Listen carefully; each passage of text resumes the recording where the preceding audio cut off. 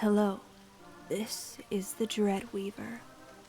Prepare yourself for a night of true horror stories that will weave webs of terror in the darkest corners of your mind. If you're a fan of stories of mystery, true crime, paranormal, or anything that crawls in the shadows just beyond our sight, you've found the right place. Tonight, I have 3 listener-submitted stories of daily life interrupted by a nightmare. Following these stories comes an update to one of America's most bewildering disappearances, and a story about a man who traveled from a parallel universe. Or did he? And finally, to close out the night, comes a legend passed down through generations in the jungles of the Congo. A tale so terrifying, we can only hope it isn't true. If you like what you hear, don't forget to like, subscribe, and click the bell icon to turn on notifications. And with that, let us delve into the darkness. Story 1. A few years ago, my husband and I took our daughter to see fireworks for the first time. She was 2 and thrilled with the display. When the event was over, we stopped at a nearby gas station to fuel up for the drive home. My husband went inside to pay and buy some bottled water. I stayed in the car with my daughter, trying to keep her occupied. There was a man leaning against the wall near the entrance, smoking a cigarette. He looked like he was waiting for someone. I looked away from my daughter and toward the entrance briefly, and when I looked up, this man was staring at me. He wasn't doing anything wrong, but the intensity with which he was staring creeped me out. I decided to keep an eye on the man until my husband came back. I put some music on for my daughter and pretended to scroll through my phone. I tried not to make any eye contact while still glancing up to see where he was and what he was doing. Soon I saw my husband exit the store and felt relieved. That relief was short-lived, though. While my husband was pumping gas, the man, who had still not taken his eyes off me, began to make a beeline for our car. My husband reached in and locked the doors, instructing me to keep them locked no matter what. The man approached my husband, and they began having a conversation. I couldn't hear what was being said, but the intensity was increasing as it continued. It ended with the man yelling, slamming his fist into the hood of our car, and returning to his original spot in front of the store. My husband finished at the pump, jumped into the car, and flew out of the station. I could see the man scowling at us as we drove away. Apparently, the man had asked several times for a ride, but wouldn't take his eyes off of me and my daughter inside the car. It was like my husband wasn't even there, despite being the one the man was talking to. When my husband threatened to call the police if the man didn't leave, he slammed his fist into our car, yelled at my husband, and muttered a string of curses as he walked away. He was very intent on getting inside our car, and whatever he was up to, the fact that our 2-year-old daughter was inside didn't seem to deter him at all. I'm so glad I wasn't alone that day. Story 2. When I was in my early 20s, I worked as a barista in a local cafe. We were very busy in the early hours, with business tapering off as the day pressed on. The last hour or so of the day was usually very quiet, and this was always the time that weird things happened. Our cafe had several computers with internet access that customers could use free of charge. People would often come in and purchase a coffee or a sandwich in order to use the computers to check their email and things like that. Most people logged on and off pretty quickly, usually spending no more than 30 minutes on the computers. On a rainy fall evening, a man came in, purchased a cheap coffee, and sat down at one of the computers. I noticed he was spending more time there than most people, but left him alone, as no one else was waiting for a computer, and it was the kind of day where people who had nowhere else to go would visit our cafe to seek shelter from the weather. About an hour before closing, we were required to ask customers to wrap up their time on the computer so we could begin closing duties. From behind the counter, I informed the man I would have to start shutting down computers soon. The man didn't even look up at me. A few minutes later, I repeated the request. Again, he ignored me completely, but this time kept checking over his shoulder to see if I was watching. I waited a few more minutes, and when I saw he was still at the computer, I made my way out from behind the counter to shut down the other computers and ask the man to log off. I shut down the first few computers, and the man stared at me the whole time. When I finally reached the man's computer, he was still staring right at me. I rounded the corner and saw that he was now watching some videos that were definitely not meant to be viewed in a public area. He grinned at me and asked, "Do you like what you see?" My jaw dropped. I asked the man to leave, and after talking to my boss, he was permanently banned from the cafe. The scariest encounter I had happened just a month or so later. One night, about half an hour before closing, I was at the counter chatting with the last of my regulars when a customer walked in. The regular said a quick goodbye and went on her way. A tall, heavily tattooed man I had never seen before approached the counter. At first, he was quiet and very antsy. He seemed nervous about interacting with me and kept his eyes downcast. As I started to prepare his order, he seemed to relax and started to chat with me a bit. I was initially thankful for the conversation at this quiet hour, but that soon changed. I asked the man how his day was going, and his response sent chills down my spine.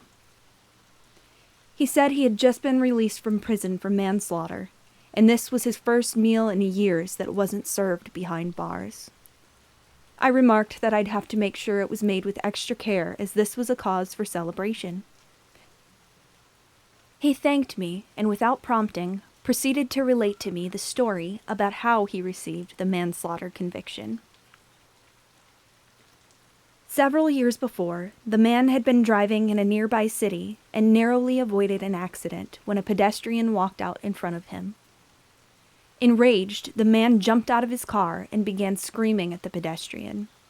He wanted the pedestrian to apologize, but he was not intimidated and screamed back. The verbal altercation then escalated to a physical fight, during which my customer beat the man nearly to death.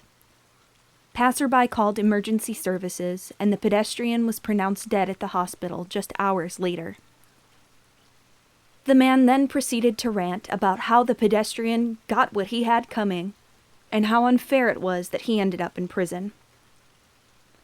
Not wanting to upset the man, I said I was sorry to hear that had happened to him, and gently tried to steer the conversation in another direction. I was now at the register taking payment for the order, and asked him what he was looking forward to, not expecting the response I received. He said, "I don't know, man. The world's changed so much in just a few years. People are getting crazier every day. Think I'm just gonna stockpile a bunch of AKs, move to the North Country, and probably just shoot everybody. But you've been really great. I appreciate you. You have a good night, sweetheart." With that, he turned around and walked out the door. I stood there stunned for a few minutes, unable to process what I'd just heard. I then called my boss, who reported the incident to authorities, but we never heard anything afterward. I can only hope it stays that way. Story 3. My first Ouija board experience happened when I was about 21. I always knew there was a heavy presence in my ex-boyfriend's house. I would feel it in his bedroom, and it felt like it was watching me from his closet.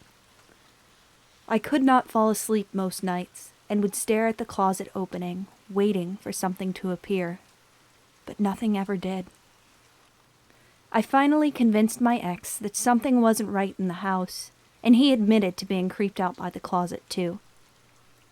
I asked if he'd be willing to use a Ouija board, to which he reluctantly agreed. He had a friend who owned a board and invited him over. The three of us sat in the dining room, and I started to ask the questions. I asked, "How many spirits are here?" And it replied, 7. The 2 guys were laughing and insisting I was moving the planchette. I asked next, "Do you like me?" It replied with a quick, "No." This response should have made me stop, but instead, I decided I needed more. I said, "If you're here, show me. Make a sound, move something." And that's when a high-pitched whistling sound came from behind me from the kitchen. It almost sounded like a tea kettle boiling over. Apparently, this wasn't enough of a sign for me. So I said, "That was it? Why don't you do something better? I want you to scare me." That's when I felt like something was right behind me. All of a sudden, all the hair on my arms stood up, and I got goosebumps. And then, the most terrifying, deep growl I ever heard came over my right shoulder. I can't even explain what it sounded like, but it didn't sound like a noise a human could make. It had me frozen in place, and the 2 guys got up and ran out of the house, leaving me there by myself. I didn't ask any more questions after that. For a few weeks after, we'd hear noises throughout the house, and things would get thrown. I remember watching a 2-liter of soda get thrown off the kitchen counter, and I would just go about my business. I still wonder if anything is happening in that house, or if it stopped. I did the Ouija board one more time at a friend's haunted house a few years ago, and had a really terrifying experience that made me swear off doing it ever again. But that's a story for another time. Story 4. The Disappearance of Tara Calico. In 1988, Tara Lee Calico was a 19-year-old college student at the University of New Mexico. She was an honors student who worked part-time at a local bank. Every morning, Tara started her day with a bike ride, following her familiar route along New Mexico State Road 47. She was a familiar sight in the mornings and much loved by her community. Occasionally, Tara's mother, Patty, would accompany her on her morning bike rides. This came to an abrupt end in September of 1988, when Patty felt a vehicle was following them too closely during one particular ride. She advised Tara to take extra safety precautions on her bike rides and encouraged her to invest in pepper spray.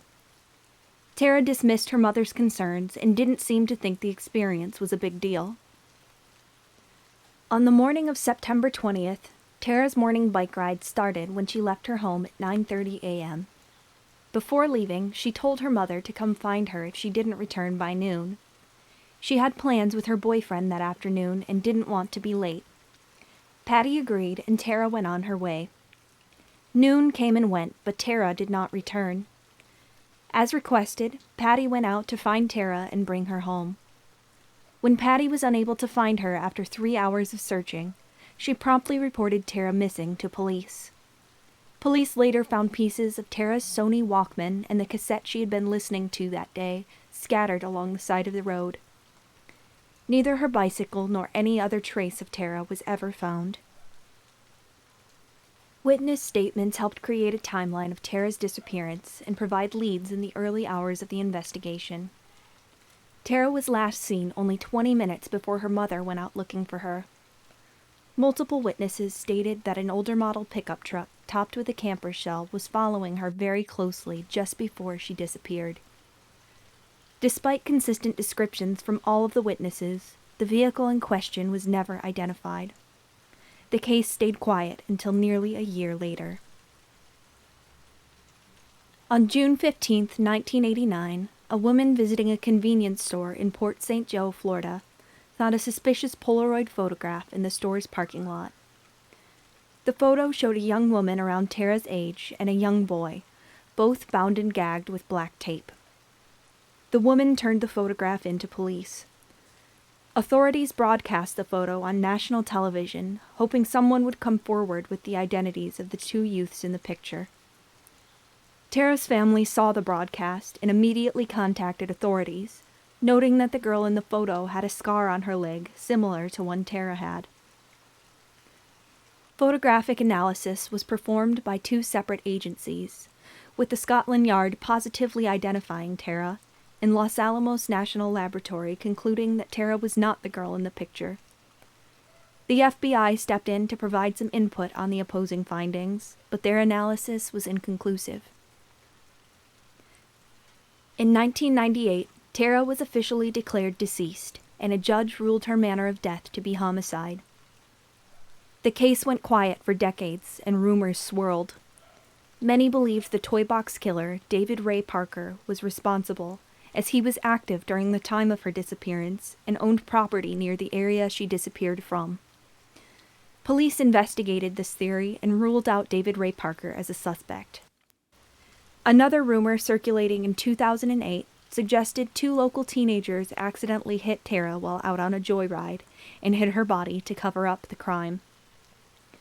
While the sheriff never conclusively ruled the suspects out, he did say that he didn't feel there was enough evidence to support this theory. The case remained cold for another 15 years.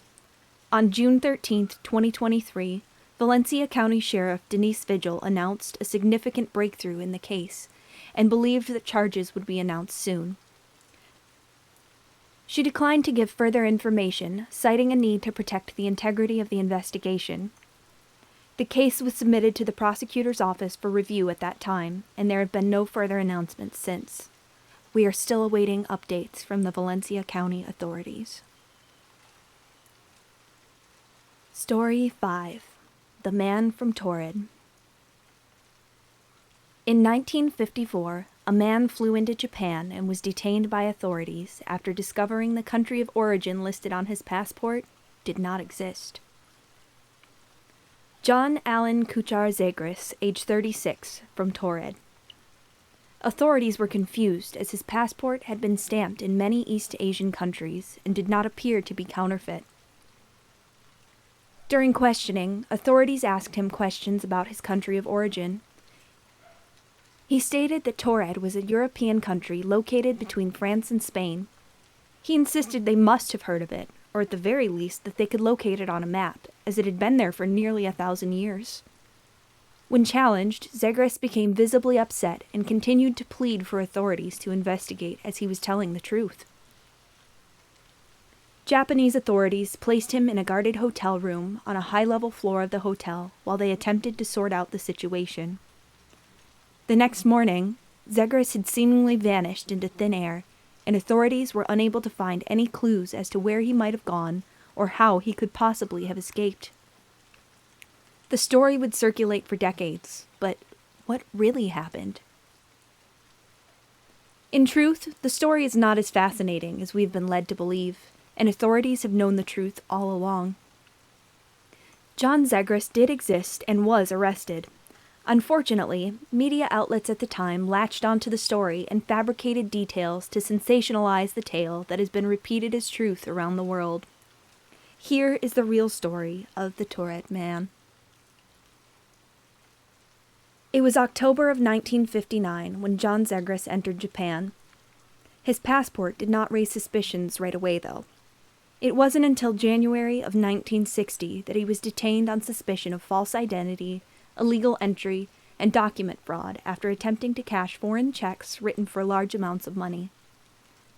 Taured, his listed country of origin, was a big part of what tipped authorities off to his scam. The authorities did not fall for it, as was suggested in the media, and he was promptly arrested. As it turned out, Zegras had been using this counterfeit passport for quite some time, and while his passport stamps were legitimate, authorities were baffled not by his listed country of origin, but by how long he had been able to use counterfeit passports without arousing any suspicion.